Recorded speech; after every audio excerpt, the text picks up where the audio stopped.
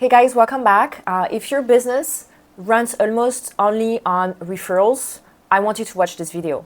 And I get it, referrals are amazing. You don't need to do any marketing or cold outreach. People who inquire come from clients who have trusted you and who love you. So it's super easy to turn them into clients. But listen to me.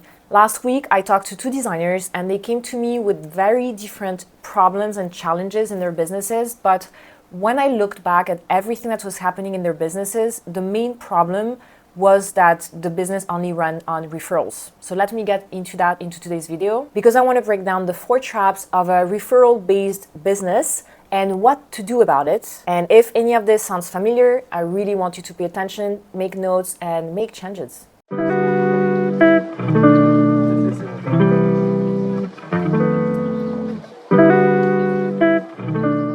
Trap number 1 is the scarcity mindset, because when referrals are your only pipeline, the work is unpredictable. You have some months that are super busy, other months where you don't even know when the project is going to come or where it's going to come from. And that inconsistency is going to change how you make decisions. And for the little story, let me tell you about a client of mine. We worked on a strategy together and it started with me doing an audit of her business. I made her fill out a questionnaire. I wanted to understand a little bit more about her process, how she worked, how she delegated, everything about her business. And it was clear to me that she was acting out of scarcity because she said in the questionnaire that she could not afford to lose any of those referrals. So she was saying yes to every project, even if they were too small, not interesting, or she didn't love the clients. She took everything because she felt like she couldn't afford to say no.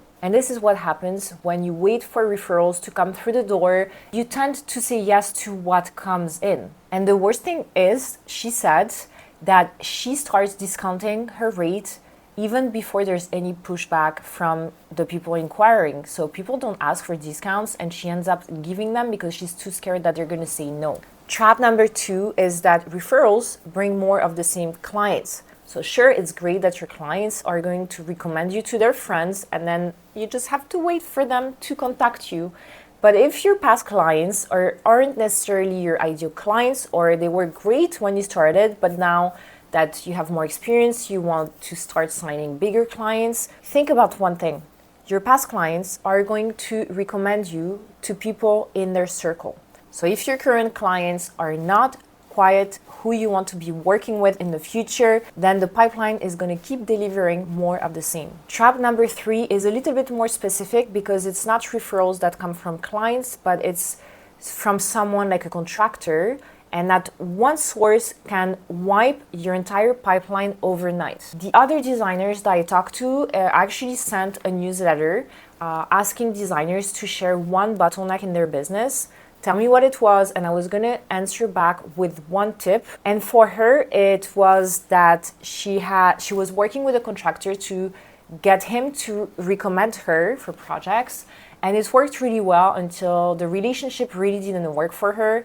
It stopped, and then she was left with no pipeline at all because she was using the contractor's pipeline. She wasn't using her own. So when that relationship ended, she was left with no inquiries coming in, which is completely normal. So if you are going to create and build relationships with contractors, with stagers, with realtors, whoever it is, it's fantastic and you should absolutely do that.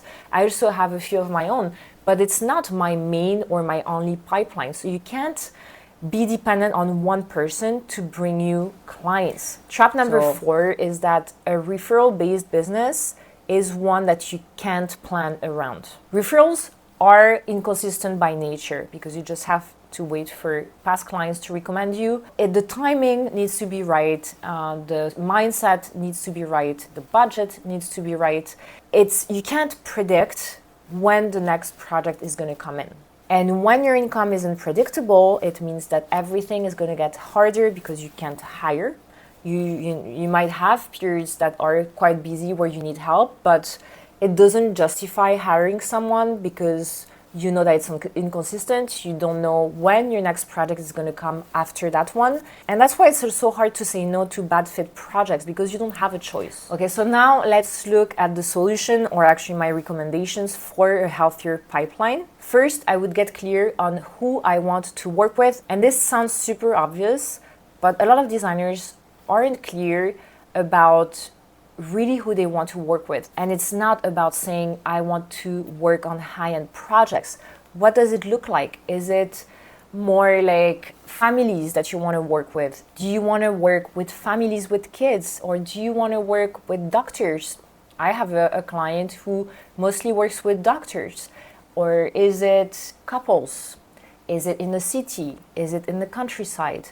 You have to be very specific about who you want to work with, how they spend their time, what their budget is. Does it match the type of budget that you're charging clients right now? What do they care about? Who's making the decisions? Are they going to be people who love to be involved in the process, or they trust you to do things and they give you a lot more independence on the design front? Second, this is really key. You have to do the revenue math before you do anything else. And going back to my client whom I did the strategy for, one of the things that she said was, I want to work with more clients. But sometimes you don't necessarily need more clients, you need better clients. So you're going to take your income goal for the year, let's say $120,000. Then you're going to look at your ideal projects. What is the fee on average that you can charge for this type of project? Let's say it's about 30K. 30K to reach your goal of 120K, that's about 4 projects a year, not 10, not 15. So in that case, you don't necessarily need more projects, you need less projects, but better ones. And here's something that I want you to think about. The energy that you're spending managing 5 small projects that collectively only bring you about 20K, that's a lot of time and energy that you could have spent just focusing on building that pipeline that will help you find those 4 bigger, better projects. Number 3, yes, we're going to talk about referrals. I want you to build 1 or 2 or 3 referral relationships, but with one condition. You're going to study and look at people who currently work with your ideal clients. So it could be a contractor who works on the type of big projects that you want to work with. Maybe he works with families in the countryside, and that's exactly what you want to be doing. Try to get in touch. Try to see how you can be valuable to them, because a contractor as well, like, they would rather work with someone, with a designer that they trust, that they know they're going to get the type of drawings that they need on site, that it's not difficult to communicate with. It's going to be beneficial for them to build a relationship with a designer that they know they enjoy working with.